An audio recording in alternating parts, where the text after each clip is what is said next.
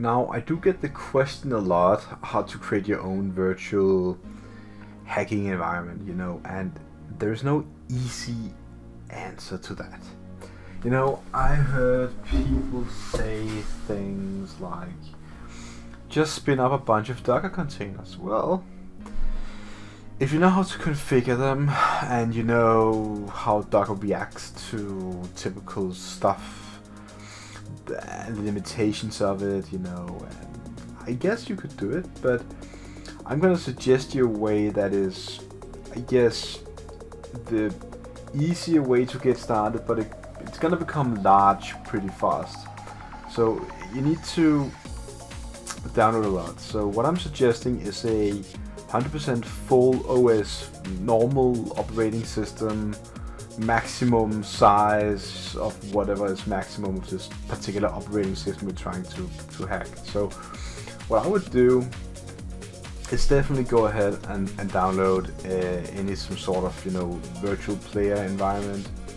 It could be the one that it was opening Linux Kali, but as you can see it's a VMware, and from that you can download an educational Windows 11, 10 and 8 whatever license and install that directly as full operating systems. Now the thing you're gonna ask, but I already know that. I already know how to install operating systems. I want them to be intentionally vulnerable. So think about this. In order to create an intentional vulnerable virtual machine or operating system, you need to be able to hack. You need to be able to know why it is vulnerable. You could of course go ahead and download some vulnerable FTP service for some Ubuntu distribution, LTS something 20 point whatever they are now.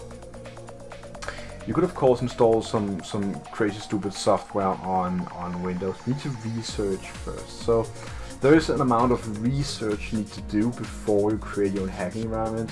If you're gonna do the normal installation and all that, the manual work. Now there are already intentional vulnerable machines out there, which is lying on VulnHub, I think it's called, and they are vulnerable by design. There are a lot of machines. You can see 12 pages. Is there more than 12 pages? This is page number 12. 21 go on. So I don't know how many there are. All. There are many. So each of these tabs is basically a virtual machine. You can go ahead and transfer it for Windows. Maybe something. I don't know. It looks like Windows. Could be. So you can go ahead and download whatever you would like and then just copy paste that directly in your virtual machine software, and from that you can pretty fast start to gather yourself gigabytes of gigabytes. You need a really big hard disk as well. Now apart from that, when you install these virtual machines, you need to make sure that they are not accessible from the outside. Now, depending on the software you're using, you need to put it in some sort of, configuration mode that's gonna enable this feature. Now, I have no easy solution for you, so you need to do the work. If you want to create your own hacking environment, it is because you are at an advanced level and you already know a lot, and you're just watching my video to get like the overall idea of what to do and the direction to go. So you need to make sure that you restrict access to the internet, and if you want to access it, you should be on the same network as the machines. So it would not be a bad idea to manually configure everything. It would not be a bad idea. You could also use, in most occasions, the virtual machine software like VMware. I would not recommend using VirtualBox. It's kind of unstable. It just seems doesn't work as well. So I would recommend using VMware Player, for example, for Windows. It is a free version. It's called Player. Anyways, you can download a lot of different virtual machines here and give them an IP address. And from that you can draw your own map and then map out different vulnerabilities. Now, depending on what you want to do, you need to do more or less configuration. If you just want a network full of intentional, you know, vulnerable machines, it's good enough to just use these kind of machines that you find right here, for example. If you want to go a step further, you can go one step back and do the manual way and install Windows and Linux and do your own installation of software to make it intentional vulnerable. Now, step number 3, that is the advanced step, alright? Extreme advanced.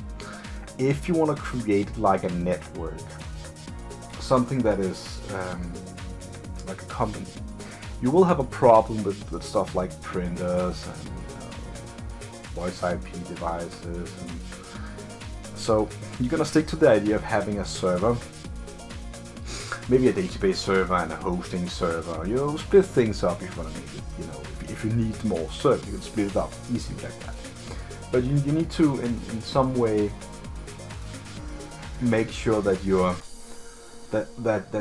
different setup, that your setup in the virtual environment is based on something real that you can draw on a piece of paper. Now, if you do that, that is the advanced step, and this is much more than I would ever do.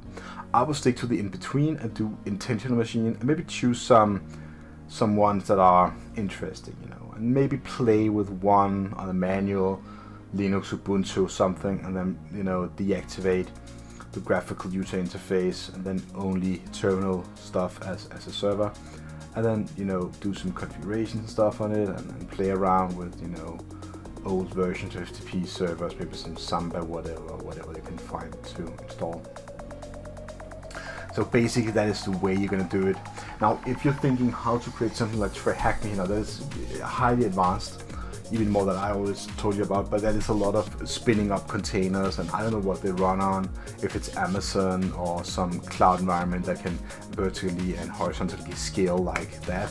What I'm suggesting is a one-to-one solution. So get started, do what I say, you will get success and it will work. It will fill a lot of hard disk space. So I guess to cut the video out, this is gonna be it. So until next time, have a really nice day and see you again.